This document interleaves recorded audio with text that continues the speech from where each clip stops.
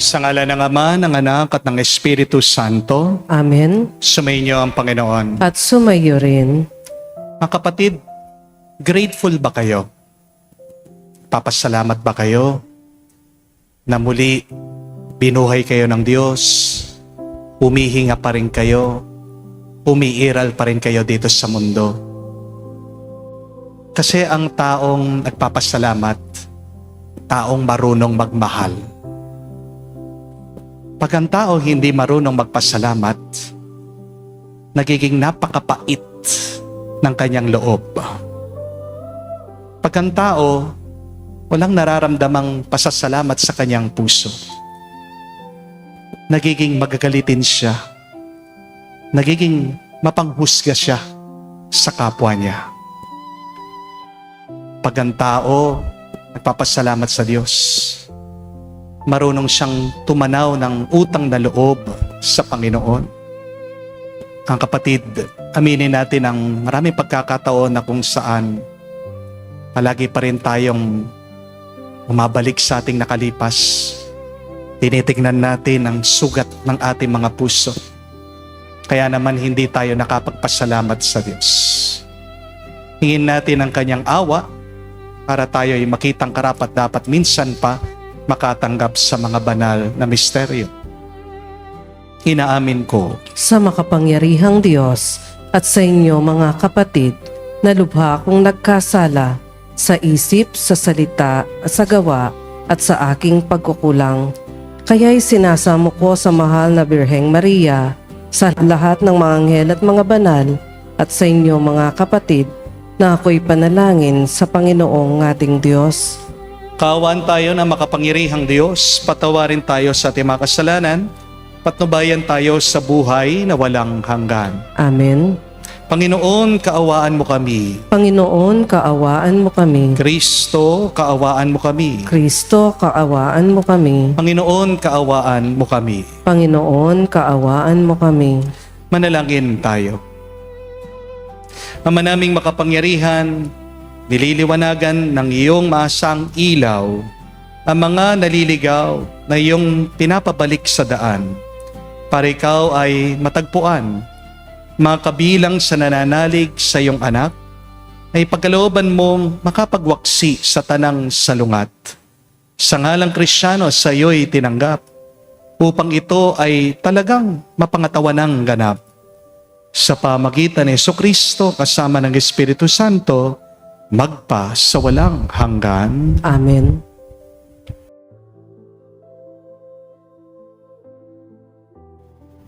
Pagbasa mula sa aklat ni Propeta Isayas. Noong mga araw na iyon, nagkasakit ng malubha si Ezekias, kaya siya'y dinalaw ni Isayas na anak ni Amos. Sinabi niya sa hari ang utos na ito ng Panginoon. Ipatawag mo ang iyong sambahayan at gawin mo na ang iyong mga huling habilin, sapagkat hindi ka na gagaling. Pagkarinig nito, humarap siya sa dingding at nanalangin. O Panginoon, alam mo kung paano ako namuhay sa iyong harapan. Naglingkod ako sa iyo ng tapat at ginawa kong pawang nakalulugod sa iyong paningin. Pagkatapos, nanangis siya ng malakas. Nagsalita uli ang Panginoon kay Isayas. Wika sa kanya. Sabihin mo kay Ezekias ang sinasabi ng Panginoon, ang Diyos ng iyong ninunong si David. Nakita ko ang iyong pagluha at narinig ko ang iyong dalangin. Kaya 15 taon ka pang mabubuhay. Hindi lamang iyon, ikaw at ang lungsod na ito'y hindi maaano. Pagkat ipagtatanggol ko kayo laban sa hari ng Assyria. Si Isayas ay nagpakuha ng pantapal na igos para sa bukol ni Ezekias. Gumaling naman ito. At tinanong ni Ezekias, ano ang magiging palatandaan na ako'y maaari nang umakyat sa templo. Ito ang palatandaang ibibigay sa iyo ng Panginoon para patunayang tutup din niya ang kanyang pangako. Ang anino sa orasan sa palasyo ni Haring Akas ay pababalikin niya ng 10 guhit. At gayon nga ang nangyari. Ang salita ng Diyos. Salamat sa Diyos. Buhay ko'y iyong iniligtas, pag-iral ko'y walang wakas. Buhay ko'y iyong iniligtas, pag-iral ko'y walang wakas. Minsay nasabi kong sa katanghalian ng buhay, ako ay papanaw. Sa daigdig ng patay, ako masasadlak, upang manatili roong walang hanggan. Buhay ko'y iyong iniligtas, pag-iral ko'y walang wakas. At nasabi ko ring di na makikita ang Panginoon at sino mang nabubuhay. Buhay ko'y iyong iniligtas, pag-iral ko'y walang wakas. Katulad ng toldang tirahan ng pastol, inalis sa akin ang aking tahanan. Ang abang buhay ko'y pinuputol mo na tulad ng tela sa isang habihan. Buhay ko'y iyong iniligtas, pag-iral ko'y walang wakas. O Poon, ang mga nilikha ay nabubuhay dahilan sa iyo. Ako'y pagalingin at ang aking lakas sana'y ibalik mo. Buhay ko'y iyong iniligtas, pag-iral ko'y walang wakas.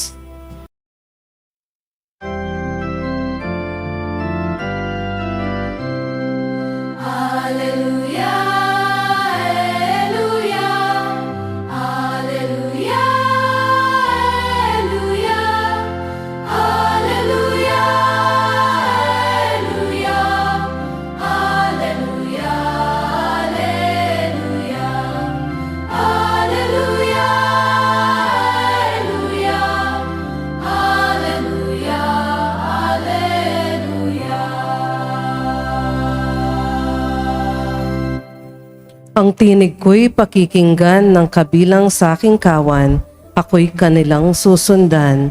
Aleluya, aleluya. Sumainyo ang Panginoon. At sumayo rin. Ang mabuting balita ng Panginoon ayon kay San Mateo. Papuri sa iyo, Panginoon. Noong panong yun, isang araw ng pamamahinga, naparaan si Jesus sa triguhan. Nagutom ang mga kasama niyang mga alagad, kaya nangigtil sila ng uhay at kinain ang mga butil. Nang makita ito ng mga Pariseo, sinabi sa kanya, "Tignan mo ang ginagawa ng iyong mga alagad. Bawal yan sa araw ng pamamahinga."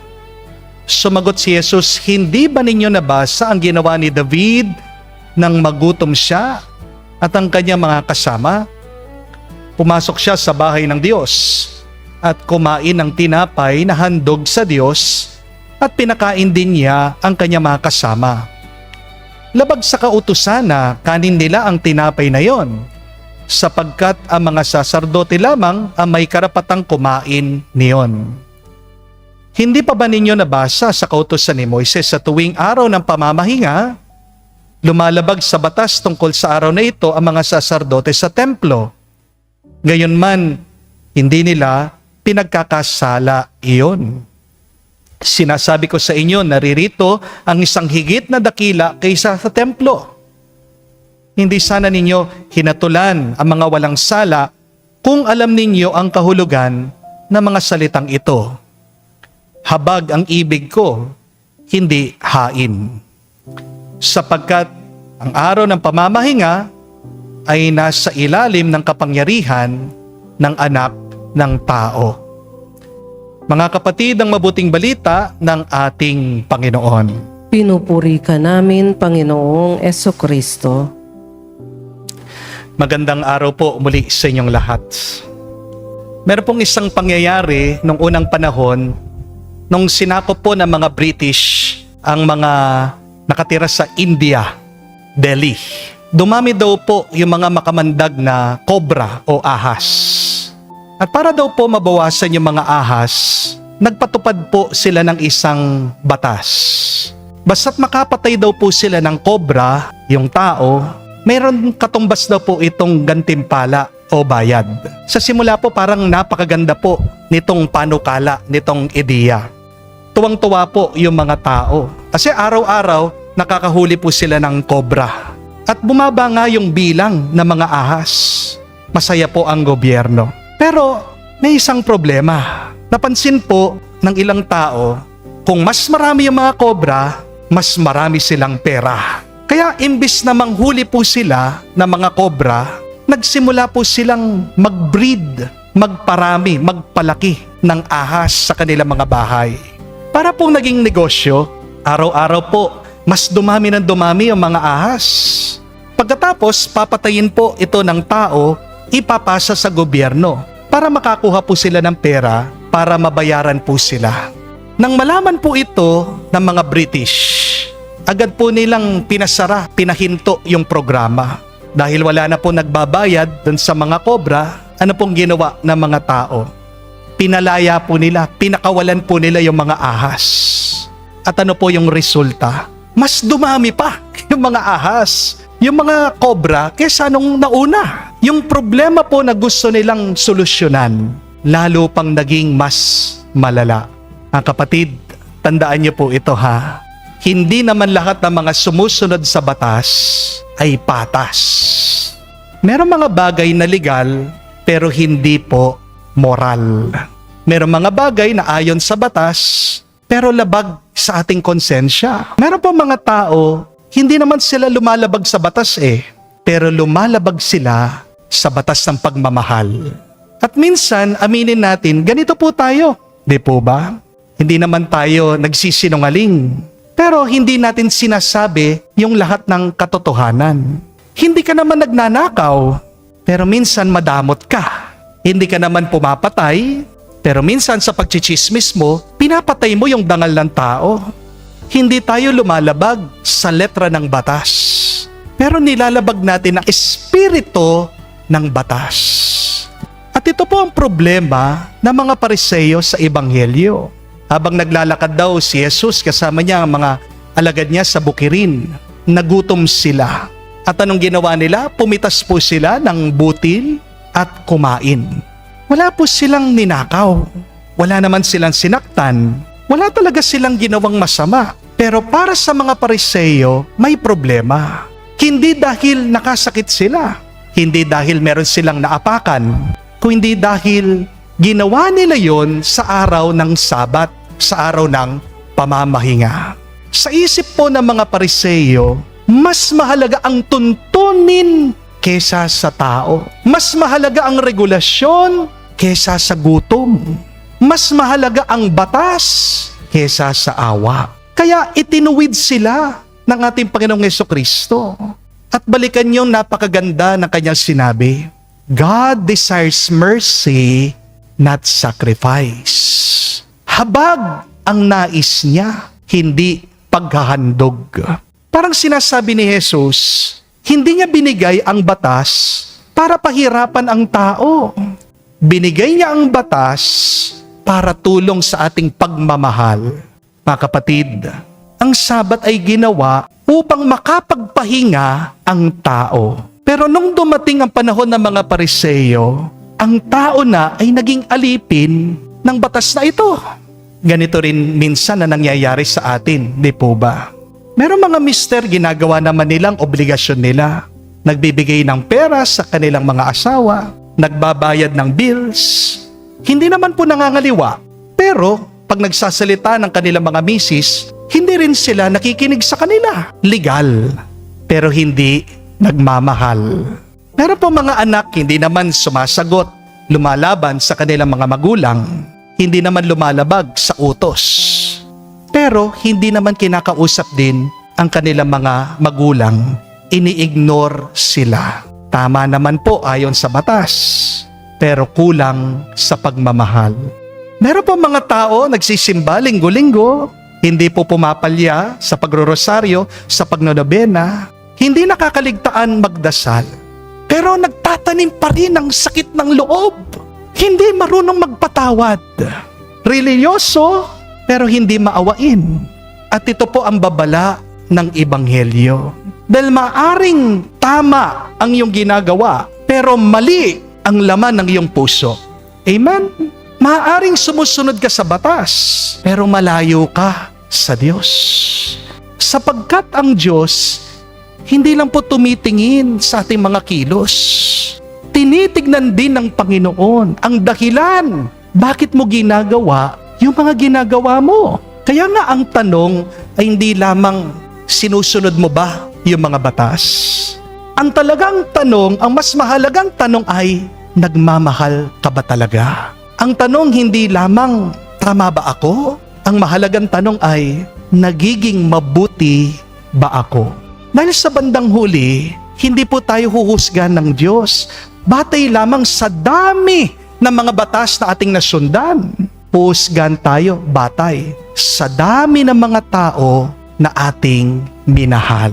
Sapagkat ang puso ng batas ay hindi lang po regulasyon. Ang pinakapuso ng batas ay relasyon, pagmamahal. At kapag wala ng pagmamahal, kahit tama ka sa batas, nagiging mali ka pa rin sa harap ng Diyos. Ibig sabihin, ang batas ginawa para sa tao, hindi ang tao para sa batas. Ang talagang tunay na layunin po ng batas ay gawing mas maayos ang ating pamumuhay. Di po ba? Ang tunay na layunin ng reliyon ay awa, habag. Ang tunay na layunin ng pagsunod sa Diyos ay maging katulad natin ang Diyos. Meron pong isang kwento tungkol sa isang bata. Naglalaro po siya sa tabi ng ilog. Pero sa kanyang paglalaro, nahulog po yung bata. Sumisigaw siya. Humihingi po siya ng tulong. Buti na lang, meron pong isang guro ang dumaan. Pero imbis na tulungan po niya yung bata, anong ginawa ng guro? Sinermonan siya. Pinangaralan itong bata. Sabi, ang likot-likot mo kasi, tingnan mo, yan, nahulog ka dyan. Pero habang nagsasalita daw po itong guro, palubog ng palubog yung bata. Sumigaw itong bata na humihingi ng saklolo. Sabi niya, tulungan niyo muna ako bago niyo ako sermonan. Oo nga naman. Pero diba, ang dami sa atin na ganyan. Inuuna mo pang pagalitan yung tao kesa sa tulungan mo. Hindi naman mangungutang sa'yo yan kung talagang hindi siya hirap na hirap. Di po ba? Mas kailangan natin ng yakap kesa sa pangaral. Mas kailangan ng tao ang awa kesa sa leksyon. Mas kailangan natin ng kasama kesa sa mga kritiko. Hindi naman po masama ang magturo eh. Hindi naman po masama ang magbigay ng payo. Pero may tamang oras para dito. Kapag ang tao sugatan, pagalingin mo muna siya. Di po ba? Kapag ang tao umiiyak, damayan mo muna siya. Kapag ang tao nalulunod sa problema, iahon mo muna siya. Saka mo na turuan, pagalitan, bigyan ng leksyon. Ito po hindi maintindihan ng mga Pariseo. Masyado kasi silang legalistic. Gutom na ang mga alagad, pero nakita nila yung paglabag sa batas. Meron ng pangangailangan ng tao, pero ang nakikita nila, regulasyon. May sugat na ang kanilang kapwa, pero nakikita nila yung pagkakamali. Samantalang ang ating Panginoong Jesucristo, iba ang kanyang nakikita. Nakita niya yung gutom, nakita niya yung pagod, nakita niya yung kawawang tao. Kaya nga sinabi niya, I desire mercy, not sacrifice. Habag ang nais ko, hindi paghahandog. Mga kapatid, magandang itanong ito sa ating mga sarili. Sinong kaugali mo? Ang Pariseo o ang Panginoon? Alam niyo po, ang tao pag nadapa, ang mas maganda, tulungan mo muna siya bago mo ipakita kung bakit siya nadapa. Di po ba? Ikaw ba yung tao na pag nadapa yung tao, hinahanapan mo saan siya nagkamali? O ikaw ba yung tao na pag meron nagkamali, inaabot mo yung iyong kamay para makabangon siya? Ikaw ba yung tao na mahiling maghusga sa iba? O marunong kang umunawa? Ikaw ba yung tao na palagi na lang pinapakita mo ikaw yung tama, sila mali? O ikaw yung tao na sinusubukan mo magmahal? Dahil sa totoo lang po, hindi mahirap maging Pariseo. Napakadali po na maghanap ng mali ng iba. Napakadaling magbigay ng sermon. Napakadaling magsabi, kasalanan mo yan eh. Pero ang mahirap, yung maging kamuka katulad ni Jesus. Dahil kailangan mong makinig, kailangan mong umunawa, kailangan mong magpatawad, kailangan mong magmahal kahit na hindi karapat-dapat yung tao. Pero hindi naman kailangan pahirapan natin ang buhay eh. Di po ba? Kung gagawin mo, susundan mo yung ginawa ni Jesus, mas magiging magaan at maganda ang ating buhay sa pamagitan ng ating pagmamahal. Mga kapatid, ang kailangan ng ating mundo ngayon, hindi po mga hukom. Ang kailangan natin ngayon, mas maraming tao ang may puso na kamukha ni Jesus. Ang kailangan natin ngayon, mga taong umuunawa kaysa sa humuhusga, ang mga nakikinig bago magsalita, mga nagmamahal bago magsermon. Sapagkat maraming mga tao ang nagbabago, hindi dahil maganda yung leksyon mo sa kanila. Maraming mga tao nagbabago dahil naramdaman nila merong isang tao ang huminto, nagmahal at umunawa sa kanila. Manalangin po tayo sa banal na misang ito. Naway maging mas kamukha pa natin si Jesus. Pahalagan natin ang tao. Mahalin natin siya kasi ang tao pag nawala na, wala na. Hindi po ba? Life is short. Do not waste the life of a person. Huwag lang tayong sumunod sa batas. Sumunod tayo kay Kristo. Maging maawain tayo, mahalin natin ang tao bago natin siya husgahan. At dahil dito, magiging mas payapa, makatarungan, mas pinagpala ang ating buhay ngayon hanggang magpakailanman. Amen.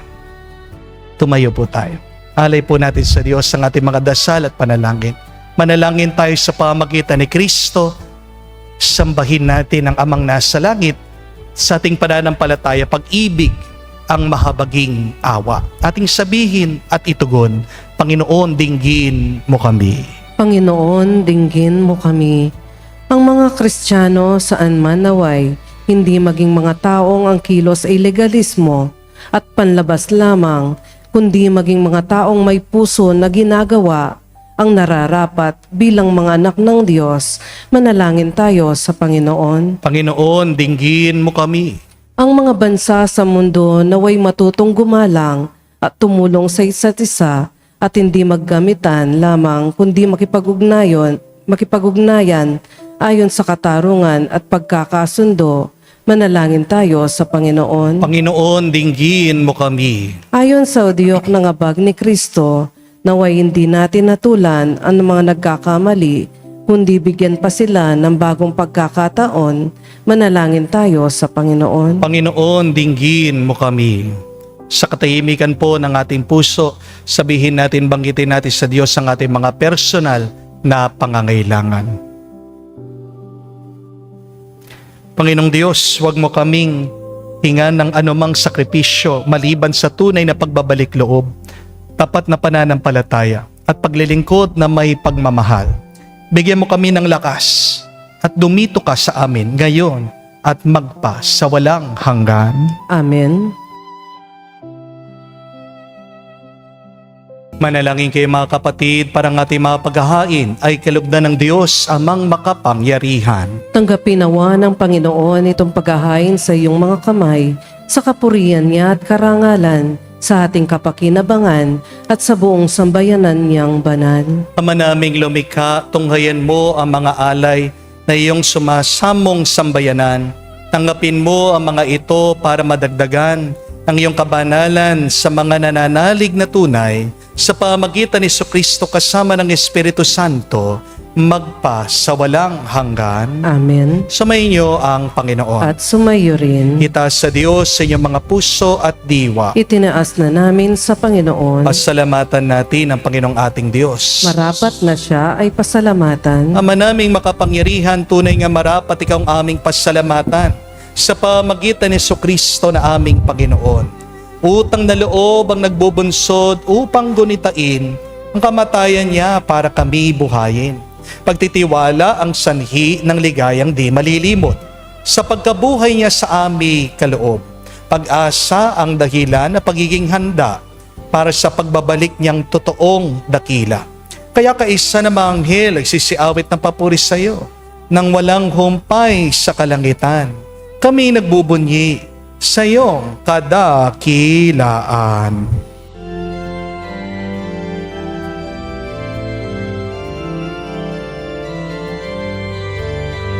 Santo, Santo,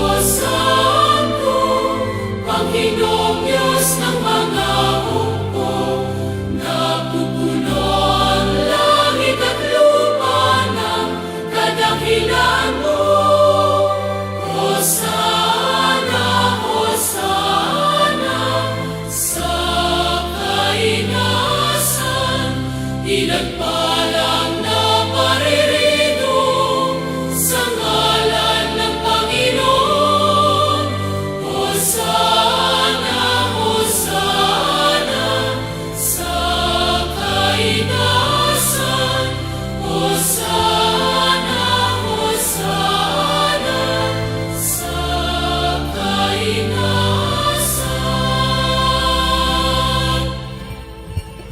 Ama naming banal, ikaw ang bukal ng tanang kabanalan. Kaya't sa pamagitan ng iyong Espiritu, gawin mong banal ang mga kaloob na ito upang para sa amin maging katawan at tugo ng aming Panginoong Heso Kristo. Bago niya pinagtiis ang kusang loob na maging handog, hinawakan niyang tinapay, pinasalamatan kanya. Pinaghati-hati niya iyon. Inabot sa kanya malagad at sinabi, "Tanggapin ninyong lahat ito at kanin. Itong aking katawan na ihahandog para sa inyo."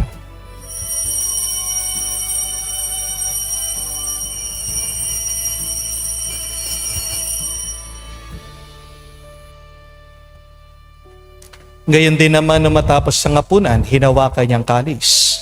Muli kanyang pinasalamatan. Nabot niyang kalis sa kanyang malagad at sinabi, "Tanggapin ninyong lahat ito at inumin. Ito ang kalis ng aking dugo, ng bago at walang hanggan tipan. Ang aking dugo na ibubuhos para sa inyo at para sa lahat, sa ipagpapatawad ng mga kasalanan.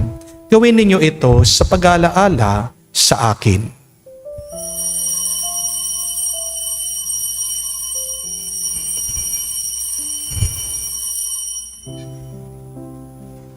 Ang misteryo ng pananampalataya.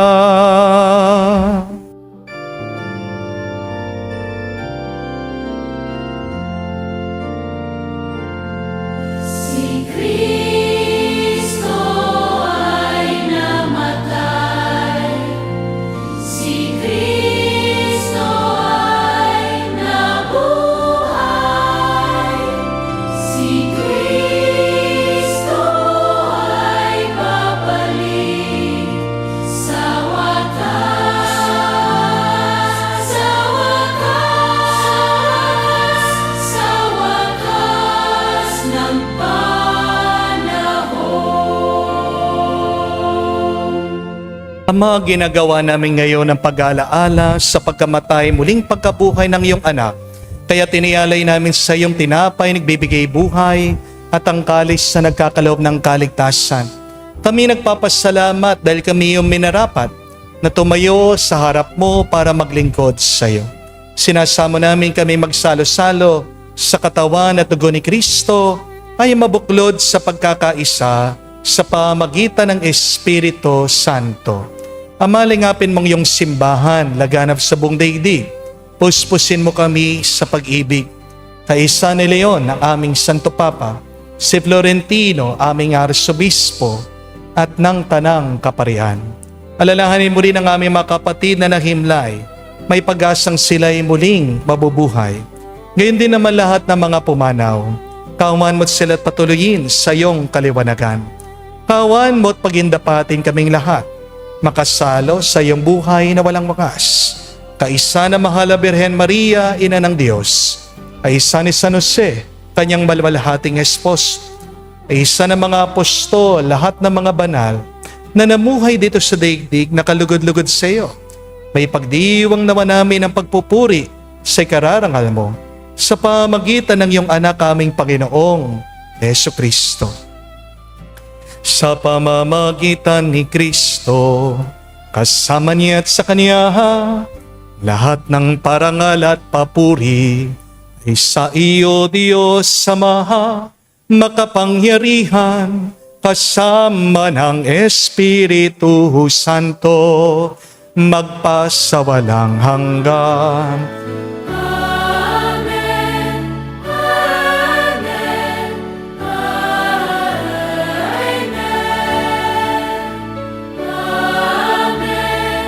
Amen. Amen. Sa nakagaling na utos sa turo ni Jesus sa Panginoon natin at Diyos, ipahayag natin ng lakas, loob.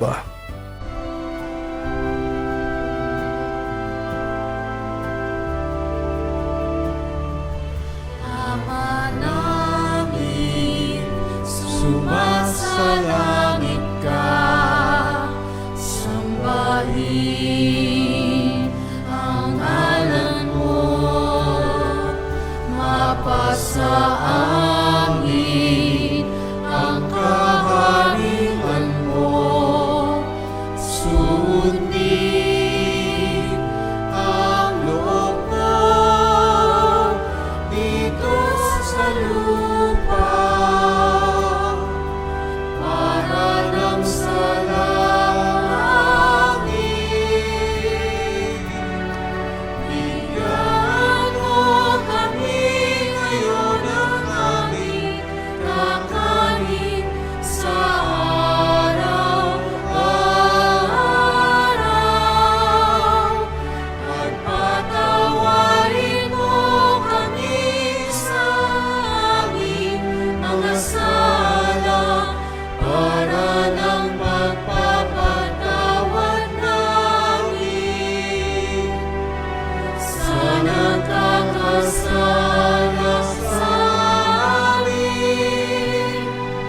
At huwag mo kaming ipahintulot sa tukso, at iadya mo kami sa lahat ng masama.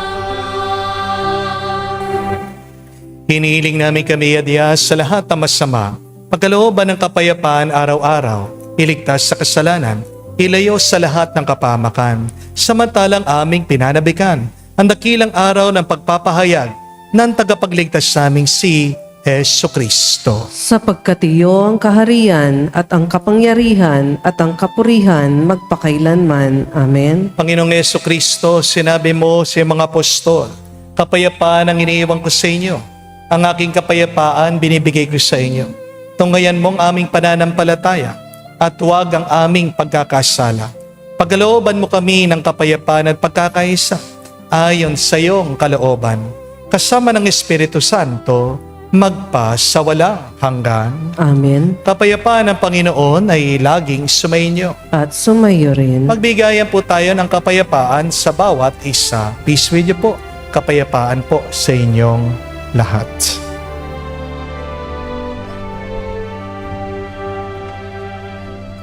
Kordero ng Diyos na nag-aalis ng mga kasalanan ng sanlibutan,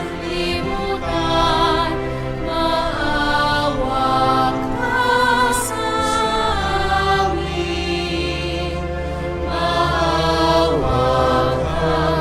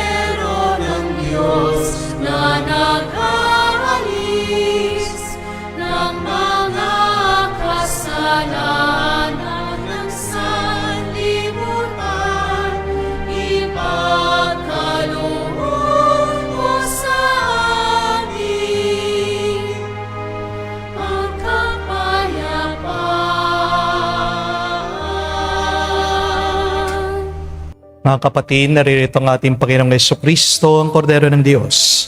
Siya nag-aalis sa mga kasalanan ng sanlibutan. Mapalad tayong lumalapit sa piging ng Kordero. Panginoon, hindi ako karapat-dapat na magpatuloy sa iyo, ngunit sa isang salita mo lamang ay gagaling na ako.